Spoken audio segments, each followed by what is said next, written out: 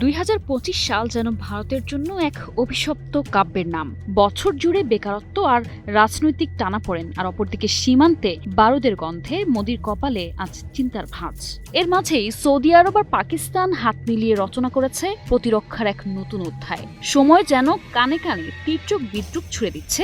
শক্তির দম্ভ যতই দেখাও, ভূরাজনীতির দাবার ছকে ভারত আজ নিঃস্ব, অসহায় আর বন্ধুহীন।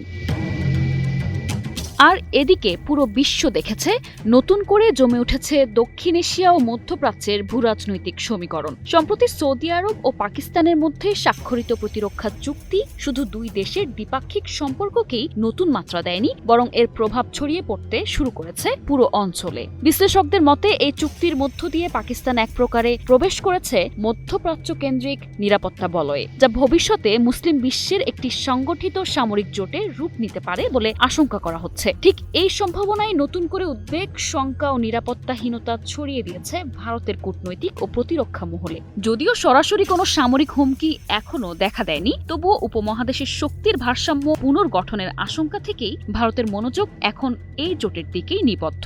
ভারতের জন্য এটি এক কঠিন কৌশলগত চ্যালেঞ্জ হয়ে উঠতে পারে বলে মনে করছেন বিশ্লেষকরা। এই চুক্তি ইতোমধ্যে মধ্যপ্রাচ্যের অন্যান্য দেশকেও বেশ আকৃষ্ট করছে, যার ফলে নেটোর আদলে নতুন এক মুসলিম জোটের উদ্ভব হতে পারে অচিরেই। ব্রিটিশ সংবাদ মাধ্যম বিবিসি মঙ্গলবার এক প্রতিবেদনে জানিয়েছে, এই চুক্তির মধ্য দিয়ে পাকিস্তান মধ্যপ্রাচ্য ভিত্তিক নিরাপত্তা বলয়ে প্রবেশ করেছে, যা ভবিষ্যতে মুসলিম দেশগুলোর এক ধরনের সামরিক জোট গঠনের পথ প্রশস্ত করতে পারে। সংবাদ মাধ্যমটি বলছে, গত সপ্তাহে রিয়াদে পাকিস্তানের প্রধানমন্ত্রী শেহবাজ শরীফ ও সৌদি ক্রাউন প্রিন্স মোহাম্মদ বিন সালমানের আলিঙ্গনের দৃশ্য ছিল বেশ অর্থবহ।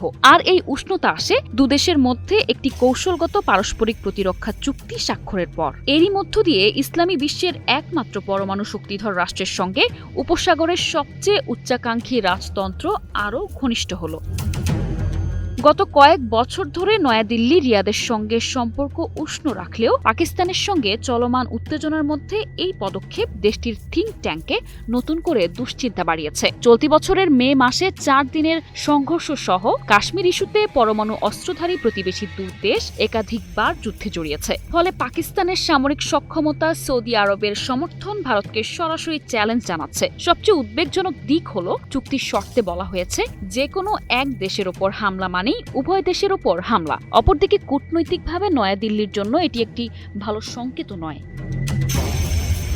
অপরদিকে পাকিস্তান ও সৌদির মধ্যে হওয়া চুক্তিটিকে গুরুতর ভুল পদক্ষেপ আখ্যা দিয়ে সতর্ক করেছেন ভারতের সাবেক পররাষ্ট্র সচিব কানওয়াল সিবাল। তিনি বলেছেন, এটি ভারতের জাতীয় নিরাপত্তার উপর গুরুতর প্রভাব ফেলতে পারে। রাজনৈতিকভাবে অস্থির ও অর্থনৈতিকভাবে দুর্বল পাকিস্তানকে নিরাপত্তা দাতা বানানো বিপজ্জনক। পাকিস্তান ভারত উত্তেজনার প্রেক্ষাপটে সৌদি আরবের এই পদক্ষেপ অত্যন্ত ঝুঁকিপূর্ণ বলেই তিনি বলছেন।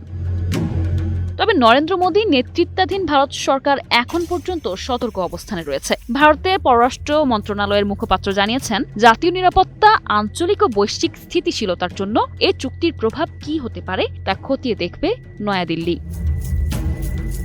তবে সব রাজনৈতিক বিশ্লেষকই পাকিস্তান ও সৌদির এ পদক্ষেপকে বিপজ্জনক মনে করছেন না। তাদের মতে দিল্লি হয়তো ঝুঁকিকে বাড়িয়ে দেখাচ্ছে, কারণ সৌদি আরব ভারসাম্যপূর্ণ সম্পর্ককেই প্রাধান্য দেয়।